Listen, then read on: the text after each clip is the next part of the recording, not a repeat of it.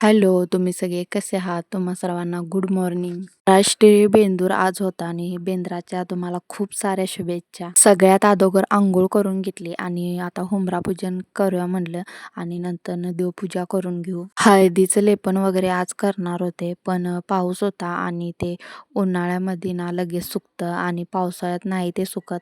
त्यामुळे काही केलं नाही. फक्त म्हणलं हळदी कुंकू लावू आणि त्यानंतर रांगोळी वगैरे काढून तसं आई रोज हुंबरा पुजतात. देवपूजेला तितक्यात निघाले होते देवपूजा करण्यासाठी. ह्या आजी आल्या होत्या बैल घेऊन. महाराष्ट्रीय बेंदूर का साजरा केला जातो हे मी तुम्हाला थोडक्यात सांगते. शेतकरी राजा बैलाप्रती कृतज्ञता व्यक्त करण्यासाठी त्यांची पूजा केली जाते. त्यांना विश्रांती दिली जाते. या ठिकाणी याला बैलपोळाही म्हटली जाते. म्हणून शेतकरी बांधव बेंदूर हा सण मोठ्या उत्साहात साजरा केला जातो. देवांना म्हटलं आता आंघोळ वगैरे घालून घेतली. त्यानंतर आता जोडीनं बैल ठेवू, त्यांचीही पूजा करून घेऊ.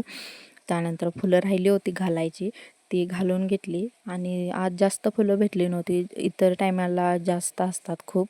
त्यानंतर बैलांना अष्टगंध लावून घेतला. यांना म्हटलं मी पूजा करून घेतो, तुम्ही नंतरनं त्यांना निवद दाखवून घ्या. देवाला मी हीच प्रार्थना करत होते, देवा परमेश्वरा कायम बैलांच्यावर आशीर्वाद बैलराजावर असू दे तुमचा. बैलराजा आज आहे म्हणून आमच्या शेतामध्ये धान्य पिकतं आणि 4 घास आम्ही त्यांच्यामुळेच खातो सुखाने. बाबा ना वैरणीसनं आल्यानंतर डायरेक्ट तोरण करायला बसले होते.